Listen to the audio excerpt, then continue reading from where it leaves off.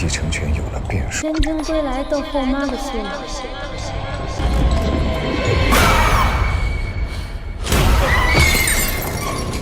我不知道放在哪里。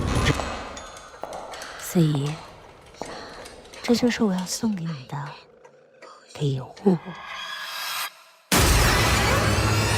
guys কেমন আছো সবাই? আশা করি সবাই খুব ভালো আছো। আজকে আমরা চাইনিজ একটা সিরিজ সম্পর্কে জানতে চলেছি, যে সিরিজটার নাম হচ্ছে হার্ট টার্ন। খুব বেশি দিন হয়নি সিরিজটা রিলিজ হয়েছে, তবে আমি বিশ্বাস করি তোমরা এই সিরিজটা পছন্দ করবে, কারণ এই সিরিজে অনেক বেশি টুইস্ট রয়েছে। মানে শুরু থেকে তোমার মনে হবে এটা হয়তো নায়ক, এইটাই সম্ভবত সিরিয়াস, এইটাই ভিলেন, কিন্তু সিরিজের পরে তুমি পুরো অবাক হয়ে যাবে, মানে বিভ্রান্ত হতে থাকবে। এবং সিনেমার শেষ অবধি পর্যন্ত টুইস্ট রয়েছে। তো দেরি না করে চলো আমরা খুবই সংক্ষেপে এই সিরিজটা সম্পর্কে জেনে আসি। মানে এক ভিডিওতে পুরো 8 পর্ব আমরা কমপ্লিট করব। তবে তার আগে ছোট্ট একটা ব্রেক রয়েছে, তুমি কষ্ট করে ব্রেকটা স্কিপ করে মূল ভিডিওতে চলে যাও, কোনো ব্রেক দেখার দরকার নেই। স্বাগতম প্রিয় বন্ধুরা, তোমরা কি একঘেয়েমিতে ভুগছো? তাহলে মজা পাওয়ার জন্য আজকের বিষয়টি একদম উপযুক্ত তোমাদের জন্য। এখানে তোমরা বিভিন্ন খেলার ফলাফল জানতে পারবে, খেলা সরাসরি দেখতে পারবে এবং ভবিষ্যৎবাণী করার মতো মজার একটি অংশও রয়েছে, যেখানে তুমি অনুমান করতে পারো কোন দল জিতবে, কতটা ব্যবধানে ইত্যাদি। এতে রয়েছে আকর্ষণীয় পুরস্কার জয়ের সুযোগ, বিলাসবহুল গাড়ি, নামি মোবাইল ফোন, কম্পিউটার এবং আরো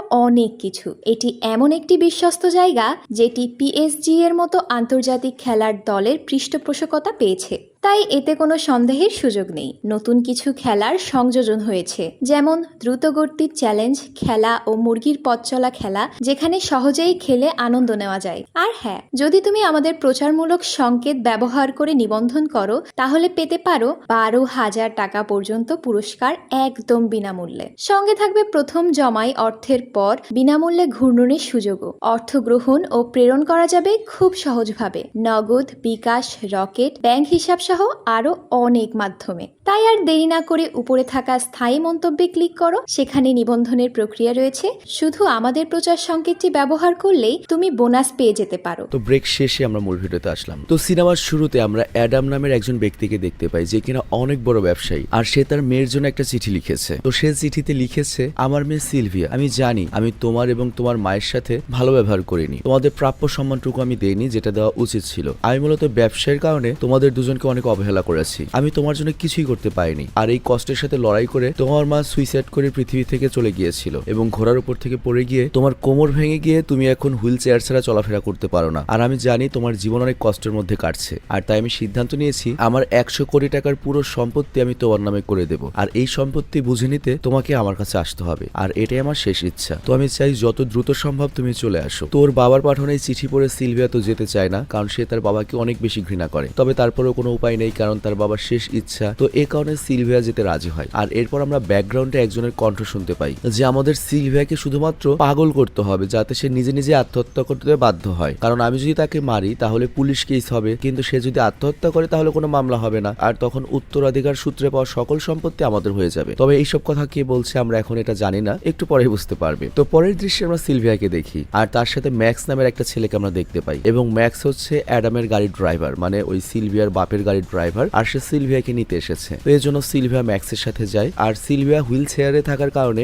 ম্যাক্স সিলভিয়াকে কোলে নিয়ে গাড়িতে তোলে এবং প্রাসাদের উদ্দেশ্যে গাড়ি নিয়ে বের হয়, যেখানে সিলভিয়ার বাবা অ্যাডাম থাকে। আর যাবার সময় সিলভিয়া ম্যাক্সকে জিজ্ঞাসা করে বাড়িতে কে কে রয়েছে। ম্যাক্স বলে ওখানে বেশি কেউ থাকে না, আপনার সৎমা জেনিফার, ড্রাইভার হিসেবে আমি, আর লিলি নামের একটা মেয়ে থাকে যে রান্না করে, আর এছাড়াও বেন নামের একজন ডক্টর রয়েছে যিনি প্রায় বাড়িতে আসেন, আর সে আসেন হচ্ছে আপনার বাবার চেক আপের জন্য। আর হ্যাঁ, মার্টিন নামের একজন আইনজীবী রয়েছে যিনি মাঝে মাঝে আপনার বাবা কল করলে আসেন, আর এর বাইরে বাড়িতে আর কারো যাতায়াত নেই। তবে আমি আপনাকে একটা কথা বলে রাখি, আপনার বাবা অ্যাডাম কিন্তু এখন বাড়িতে নেই, সে কোনো একটা ব্যবসায়িক মিটিং এ বর্তমানে নোয়াখালী আছেন, আর এই কারণে তিনি আপনাকে নেওয়ার জন্য আমাকে পাঠিয়েছেন। তো এই কথা শুনে সিলভিয়া তো মোটেও খুশি হয় না, কারণ তার বাবা নিজে তাকে ডেকে আবার অন্য কোথাও নিজেই চলে গিয়েছে ব্যবসায়িক কাজে, কিন্তু সিলভিয়ার তো কিছুই করার নেই। তো যাই হোক, কিছু সময় পরে সিলভিয়া করে কেউ আলিশান প্রাসাদে পৌঁছায়, যেটা একটা দ্বীপে বানানো ছিল, চিন্তা করো। তো জেনিফার সিলভিয়াকে দেখে স্বাগতম জানায়, কিন্তু সিলভিয়া তার সাথে সাথে কোনো কথা বলে না, কারণ তার বাবা অ্যাডামের উপরে সে রেগে রয়েছে, তাহলে সে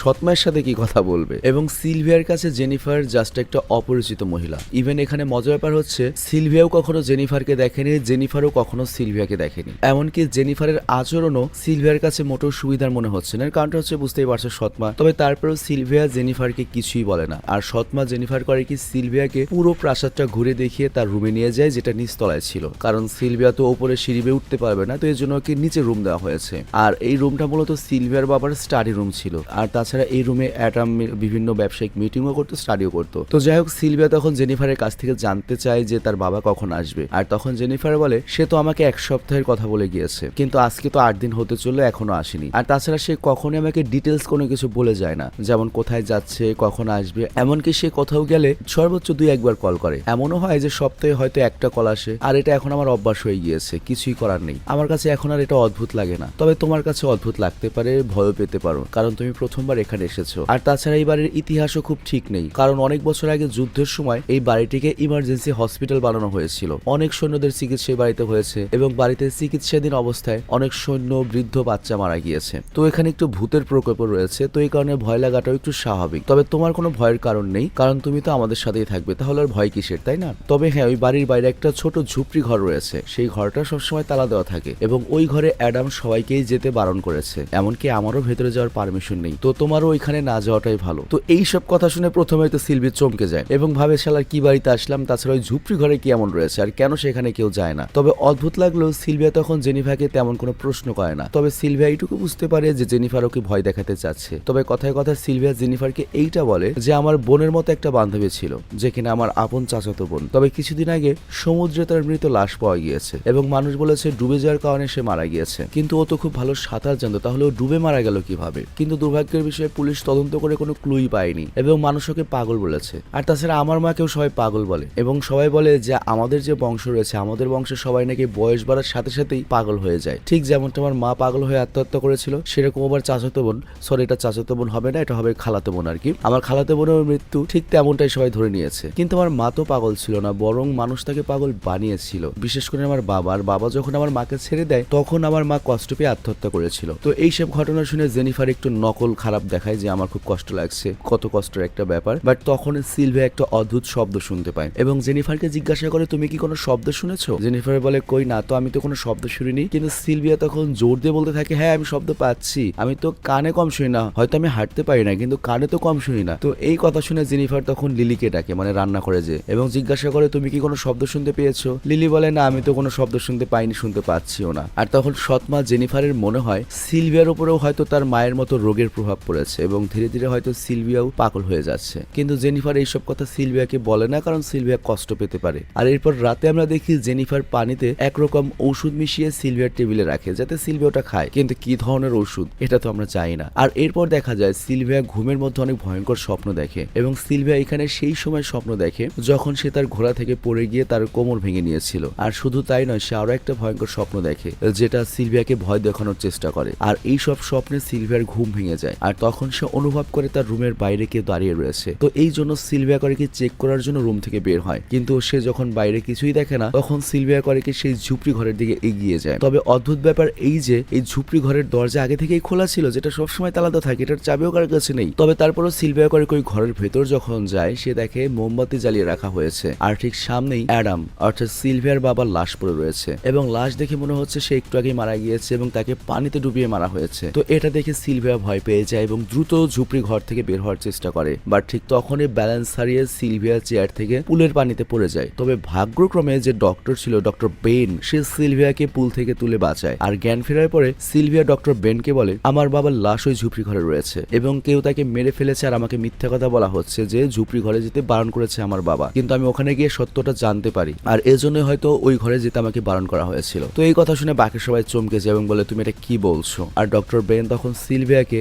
ওই ঝুপড়ি ঘরের দিকে নিয়ে যেতে চায়, কিন্তু সিলভিয়া বলে তোমাদের কেউ আমাকে স্পর্শ করবে না, তোমাদের কারোকে আমি বিশ্বাস করি না। তো এই কথা বলে সিলভিয়া করে কি ড্রাইভার ম্যাক্সকে বলে আমাকে ঝুপড়ি ঘরে নিয়ে যাও এবং সিলভিয়া এখানে মূলত সন্দেহ করছে যে এত রাতে ডক্টর বেন কেন পুলের কাছে থাকবে এবং আমাকে বাঁচাবে, ও কিভাবে এখানে আসলো। মানে সিলভিয়ার সন্দেহ তো একেবারে ফেলে দেওয়ার মতো নয়, কারণ অ্যাডাম তো বাড়িতে নেই, তাহলে ডক্টর বেন কার চিকিৎসা করতেই বাড়িতে এসেছে। তো এটা ভেবে সিলভিয়া করে কি বেন এবং ওর সৎমা মা জেনিফারের উপর সন্দেহ করে এবং ভাবে যে ওরা দুজনে মিলে কোনো একটা প্ল্যান করছে। আর এই কারণে ডক্টর বেন আর ওর সৎ মা জেনিফারের উপর সিলভিয়া ভরসা করতে পারেনি। তো জেনিফার এসব কথা শুনে সিলভিয়ার উপর জেদ করে ঝুপড়ি ঘরের দরজা খোলে। তবে এখানে দেখা যায় ঘরের দরজা তো আগে থেকেই তালা মারা ছিল। তো এটা দেখে সিলভিয়া একটু অবাক হয়। তারপর দরজা খুলে সবাই ভেতরে গিয়ে দেখে যে এখানে শুধুমাত্র পুরনো জিনিসপত্রই রাখা রয়েছে আগের মতোই, কোনো মোমবাতি বা কোনো অ্যাডামের লাশও নেই এবং কোনো কিছু আর সেখানে নেই। কিন্তু সিলভিয়ার কোনোভাবেই বিশ্বাস হচ্ছে না, কারণ রাতে সে নিজের চোখে তার বাবার লাশ এখানে পড়ে থাকতে দেখেছে, কিন্তু সিলভিয়ার কথার তো কোনো প্রমাণ নেই। আর এজন্য সিলভিয়ার সবাইকে উদ্দেশ্য করে বলে, তোমরা সবাই আমাকে বোকা বানানোর চেষ্টা করছো। বাট বেন তখন বুঝিয়ে বলে, দেখো মাত্রই তুমি মৃত্যুর কাছ থেকে বেঁচে ফিরেছো, মানে ওই যে পানিতে পড়ে গিয়েছিল,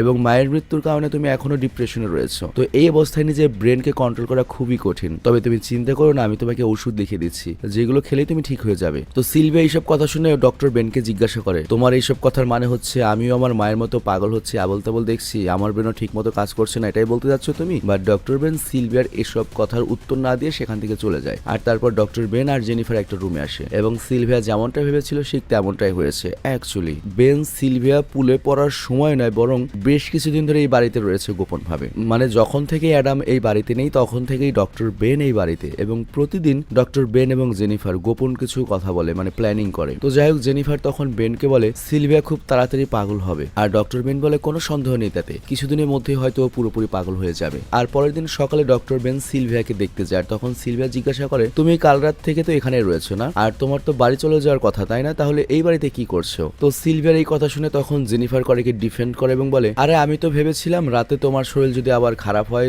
এজন্য আমি ডক্টর বেনকে থাকতে বলেছিলাম, আর ডক্টর বেন তোমাকে যে ওষুধগুলো দিয়েছিল সেগুলো কি খেয়েছো? বাট সিলভিয়া বলে, কেন আমি ওগুলো খাবো? তোমার উপর, তোমার ডক্টর বেনের উপর আবার কোনো বিশ্বাস আছে? আর তাছাড়া তো আমি অসুস্থ নই, আমি কেন খাবো? তো এইসব করা কথা শুনে জেনিফার আর ডক্টর বেন সেখান থেকে চলে যায়। আর তারপর সিলভিয়া করেকে ড্রাইভার ম্যাক্সের সাথে আশেপাশে ঘুরতে যায়। তো এখানে শুধুমাত্র ম্যাক্সের উপর সিলভিয়া ভরসা করতে পারে এবং ম্যাক্স বলে, এই বাড়ি আমার কাছে মোটেও ঠিক লাগে না, আমার কাছে এমন মনে হয় যে বাড়ির দেয়ালের মধ্যে কোনো একটা রহস্য লুকিয়ে রয়েছে, মানে এগুলো ড্রাইভার বলছে। আর এখানে ড্রাইভার আরো বলে, যদিও আপনি হুইল চেয়ারে চলাফেরা করেন কিন্তু আমার কেন যেন মনে হয় আপনার ভেতরে সাহস আর শক্তিও অনেক, এবং যারা আপনাকে দুর্বল ভাবে তারা এটা বুঝতেও পারছে না। আর আপনার অন্যদের উপর ভরসা করার দরকার নেই, কারণ আপনি যখন বলেছিলেন যে অদ্ভুত শব্দ শুনেছেন সেটা কিন্তু আমিও শুনেছি, কিন্তু আমার সাহস ছিল না সত্যটা সবার সামনে বলবো, নয়তো জেনিফার আমাকে চাকরি থেকে বের করে দেবে। আর তাছাড়া রাতে আমি ওই ঝুপড়ি ঘরে গিয়ে চেকও করেছিলাম, তবে সেখানে কেউ না থাকলেও আমি ভেতরে মোমবাতি জ্বালিয়ে রাখার চিহ্ন দেখেছি, তার মানে ওখানে মোমবাতি জ্বলছিল এবং সেটা সরানোর চেষ্টা করা হয়েছে। তো সিলভিয়া যখন ম্যাক্সের মুখে এগুলো শুনে সে পুরোপুরি চমকে যায়। আর তারপর সিলভিয়া ম্যাক্সকে বলে, তুমি কি আমাকে একবার ওই ঝুপড়ি ঘরে নিয়ে যেতে পারবে? তো ম্যাক্স তখন রাজি হয়। আর তারপর তারা দুজনে আবারও সেই ঝুপড়ি ঘরের কাছে যায়, কিন্তু ঘরের ভেতরে যাওয়ার আগেই সেখানে জেনিফার চলে আসে এবং দুজনকে সেখানে দেখে জেনিফার রেগে যায় আর সিলভিয়াকে বলে, তোমার বাবা কল করেছে, যাও তার সাথে কথা বলো। তো এই কথা শুনে সিলভিয়া দ্রুত করে কি তার বাবার সাথে কথা বলতে যায়, বাট ততক্ষণে জেনিফার করে কি ম্যাক্সের কাছ থেকে ওই ঝুপড়ি ঘরের চাবিটা ছিনিয়ে নেয়। কিন্তু এইদিকে সিলভিয়া যখন তার বাবার সাথে কথা বলতে যায় এবং টেলিফোন হাতে নেয় তখনই ফোনটা কেটে যায়। তো বাবার সঙ্গে কথা না হওয়ার কারণে সিলভিয়ার সন্দেহ আরো বেড়ে যায় এবং সে ভাবে অবশ্যই আমার সৎমা জেনিফার আমাকে মিথ্যা বলেছে যে আমার বাবা কল করেছে, অথচ কেউ কলই দেয়নি। আমার মনে হচ্ছে জেনিফার আমার বাবার সঙ্গে তো একটা খারাপ কিছু করেছে, হয়তো তাকে মেরেও ফেলতে পারে। এরপর রাতে সবাই যখন খাবারের টেবিলে ছিল তখন ভুল করে লিলির হাত থেকে একটা দামি প্লেট পড়ে ভেঙে যায়। আর জেনিফার তখন লিলির উপর চিৎকার করে বলে, তুই জানিস এই প্লেটের দাম কত? তোর পুরো মাসের বেতনের টাকা দিয়ে প্লেট কিনতে পারবি না। আর তখন সিলভিয়া জেনিফারকে থামিয়ে দিয়ে বলে, লিলি তুমি যাও, আর বাবা যদি জিজ্ঞাসা করে এই প্লেট কে ভেঙেছে তুমি বলবে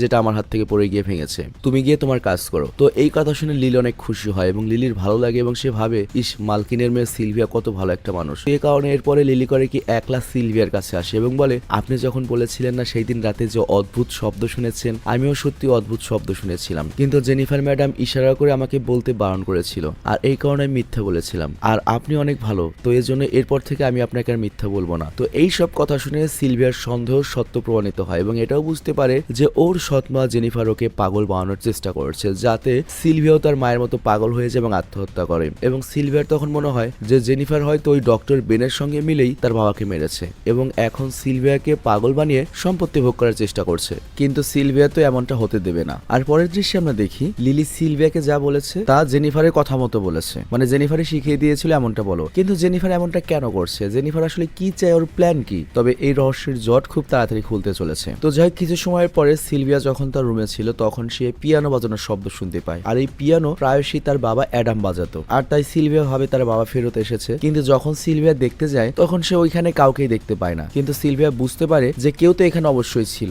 তবে সে দেখতে পাচ্ছে না। তো সিলভিয়ার শব্দ পেয়ে জেনিফার সেখানে যায় আর সিলভিয়া বলে, বাহ, মাত্রই তো বাবা এখানে ছিল, আর আমি পাশের রুম থেকে পিয়ানো বাজানোর শব্দও শুনেছি। তো এই কথা শুনে জেনিফার বলে, দেখো তুমি একটু বিশ্রাম নাও, বিশ্রামে না থাকার কারণে তুমি এরকম আজে বাজে জিনিস দেখছো, আর যদি তোমার বাবা অ্যাডাম ফিরে আসতো আমি অবশ্যই সবার আগে তোমাকেই জানাতাম। কিন্তু সিলভিয়া তখন রেগে বলে, তোমার উপর আমার একদমই ভরসা নেই, আর এই কারণেই তুমি আমার কাছ থেকে দূরে থাকার চেষ্টা করবে। তো এই কথা শুনে জেনিফার সাইড হয়ে যায় আর ভাবে এখন আর সিলভিয়াকে বিরক্ত করা ঠিক হবে না। কিন্তু সিলভিয়া যখন সেখান থেকে সামনে এগিয়ে যায় তখনই ওর সামনে একটা চেয়ারে অ্যাডামের লাশ দেখতে পায়। তো সিলভিয়া সাথে সাথে চিৎকার করে ওঠে, আর চিৎকার শুনে ম্যাক্স মানে ওই ড্রাইভার তখন দৌড়ে চলে আসে যাতে সে দেখতে পারে সিলভিয়াকে ঠিক আছে কিনা। তো যাই হোক সিলভিয়া তখন ম্যাক্সকে জানায় পাশের রুমে তার বাবার লাশ রয়েছে, আর এজন্য সে ম্যাক্সকে দেখতে পাঠায়। আর সিলভিয়ার কথা শুনে ম্যাক্স দ্রুত করে কি পাশের রুমে যায়, কিন্তু রুমের চেয়ারে একটা পুতুল রাখা ছিল, এর বাইরে আর কিছুই দেখতে পায় না। এমনকি সিলভিয়া এসে যখন চেক করে তখনও সে পুতুল দেখে এবং বলে যে আমি পাগল না, আমি মাত্রই বাবার লাশ দেখেছি, তোমরা আমাকে কেন বিশ্বাস করছো না। তো সিলভিয়ার এরকম পাগলামি দেখে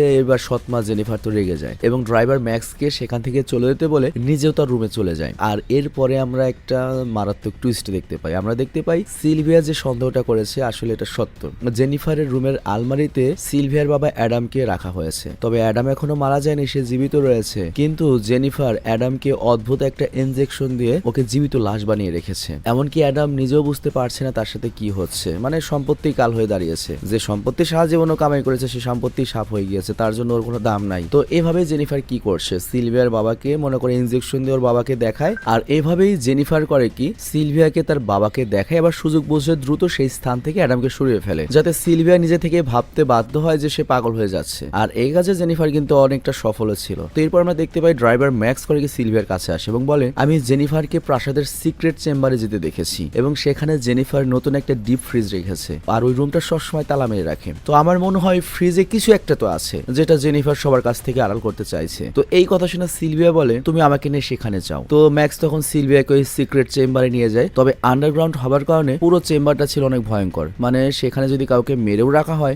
দুনিয়ার কেউ জানতেও পারবে না। তো যাই হোক সেখানে তারা একটা অনেক বড় ফ্রিজ দেখে, আর ম্যাক্স করে ওই স্ক্রু ড্রাইভার দিয়ে ফ্রিজটা খোলে, মানে এটা দেখতে চায় ভেতরে লাশ আছে না অন্য কিছু আছে, কিন্তু ফ্রিজে তারা রান্না করার মাংস ছাড়া আর কিছুই দেখতে পায় না। অর্থাৎ ড্রাইভার ম্যাক্সের সন্দেহ ভুল প্রমাণিত হয়েছে। বাট এটা সত্য যে ড্রাইভার ম্যাক্স সিলভিয়ার কথা বিশ্বাস করে এবং আসল সত্যটা সামনে আনার চেষ্টা করছে। তো যাই হোক এরপর নিরাশ হয়ে সিলভিয়া করে কি ড্রাইভার ম্যাক্সকে বলে, আমাকে সমুদ্রের কাছে নিয়ে যাও। তো ম্যাক্স করে কি সিলভিয়াকে সমুদ্রে নিয়ে যায় এবং সিলভিয়ার সাঁতার কাটার অনেক শখ ছিল, কিন্তু ভাঙা পায়ের কারণে সিলভিয়া সাঁতার কাটতে পারে না, আর এর জন্য ম্যাক্স করে কি সিলভিয়াকে সাহায্য করে যাতে ও সাঁতার কাটতে পারে। আর অনেকদিন পরে ম্যাক্সের কারণে সিলভিয়ার অল্প হলেও ভালো লাগে। আর এরপর ড্রাইভার ম্যাক্স সিলভিয়াকে একটা লকেট দেয় যেটা ওর জন্য একটা লাকি রকেট ছিল। তো যাই হোক এরপর ম্যাক্স বলে, সামনে অনেক বিপদ আসছে, তো এই জন্য এই লকেটটা তোমার সাথেই রাখো। তো এটা শুনে সিলভিয়া তো খুশিতে গদগদ হয়ে যায়। আর ড্রাইভার ম্যাক্স তো সিলভিয়াকে পছন্দ করতেও শুরু করেছে এখন, এমনকি সিলভিয়াও ড্রাইভার ম্যাক্সকে পছন্দ করা শুরু করে দিয়েছে। কিন্তু দূর থেকে জেনিফার যখন ওদের দুজনকে একসাথে দেখে অনেক রেগে যায় আর ভাবে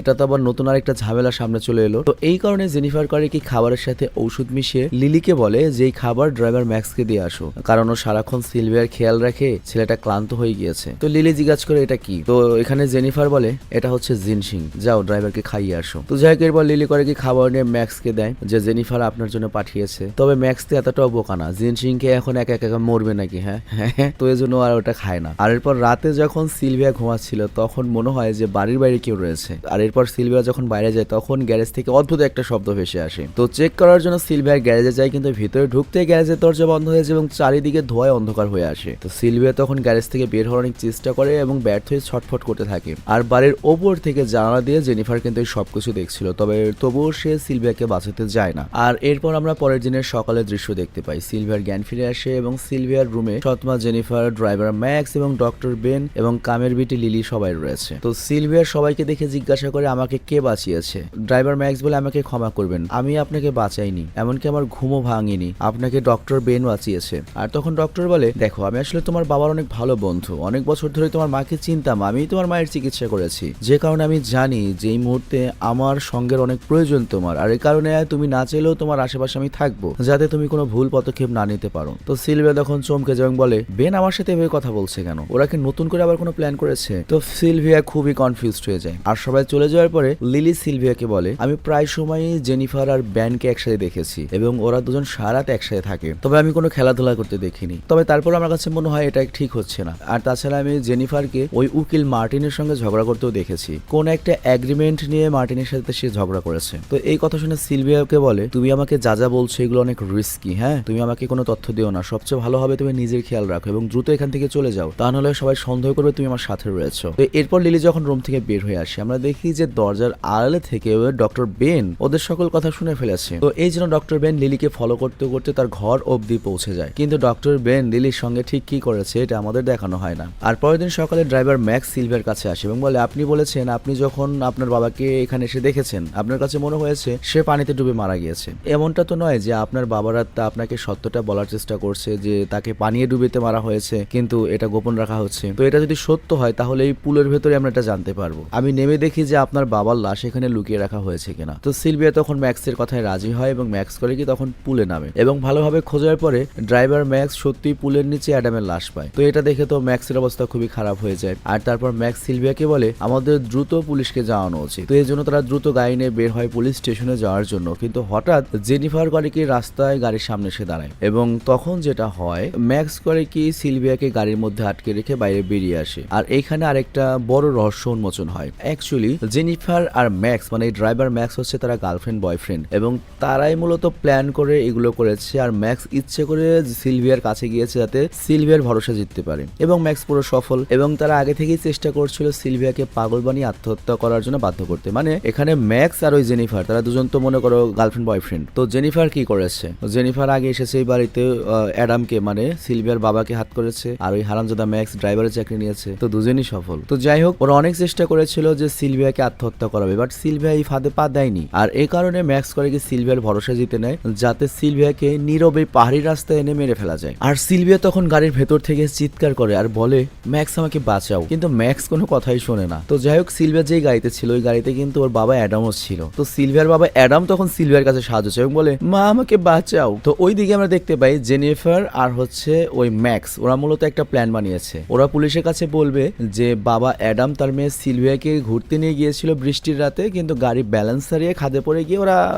খিস্সাপারি কিরকিরা হয়ে গিয়েছে, মানে মা দুজনই মারা গিয়েছে। তো গাড়িটা পড়ে যায়, প্ল্যান অনুযায়ী এমনটাই হয়, গাড়ি ওপর থেকে খাদে পড়ে যায়। তো যেখান থেকে সিলভিয়া আর অ্যাডামের বাঁচা অবশ্যই অসম্ভব ছিল। আর এরপরে আমরা আগের দৃশ্য দেখি যেখানে জেনিফার আর ম্যাক্স একসাথে ছিল। মানে জেনিফার আর ডক্টর বেনকে যে আমরা সন্দেহ করছিলাম ওদের মধ্যে মূলত কিছুই ছিল না, মূলত সম্পর্ক জেনিফার আর ম্যাক্সের মধ্যে মানে গার্লফ্রেন্ড বয়ফ্রেন্ড। এবং জেনিফার মূলত আগে থেকেই অ্যাডামকে ধোকা দিচ্ছিল, আই মিন সিলভিয়ার বাবাকে। কিন্তু এরপর কাম কাজ শেষ, এখন জেনিফার ম্যাক্সের উপর রেগে যায় এবং বলে এই বেটা আমি তোকে বলেছিলাম শুধুমাত্র সিলভিয়ার ভরসা জিতে নিতে, কিন্তু তুই তো সিলভিয়াকে মনে হয় সত্যি সত্যি ভালোবেসে ফেলেছিলি, তুই তো আরেকটু হলে আমাকেই ঠকাইয়ে ফেলতি। ড্রাইভার ম্যাক্স তখন বলে তুমি আমাকে ভুল বুঝছো, ওই ল্যাংরামের জন্য আমি তোমাকে কিভাবে ধোকা দিতে পারি, তুমি আমার উপর একটু ভরসা রাখো। তো যাই হোক ওইদিকে খাদে পড়ার পরে সিলভিয়া আর অ্যাডাম মারা যাওয়ার পরে ম্যাক্স আর জেনিফার করে কি পুলিশ স্টেশনে গিয়ে সবকিছু খুলে বলে যে গাড়ি খাদে পড়ে গিয়েছে, যেই গাড়িতে সিলভিয়া আর অ্যাডাম ছিল। তো এই কথা শুনে পুলিশ তদন্ত করা শুরু করে। আর তারপর উকিল মার্টিন বাড়িতে আসে আর মার্টিনকে দেখে জেনিফার ভাবে অ্যাডামের সকল সম্পত্তি হয়তো তার নামে করে দেওয়ার জন্য মার্টিন এসেছে। কিন্তু মার্টিন বলে দেখুন এই সম্পত্তির প্রথম দাবিদার ছিল অ্যাডামের মেয়ে সিলভিয়া, কিন্তু সিলভিয়া তো মারা গিয়েছে, তো আপনি সকল সম্পত্তি পাবেন, কিন্তু প্রবলেম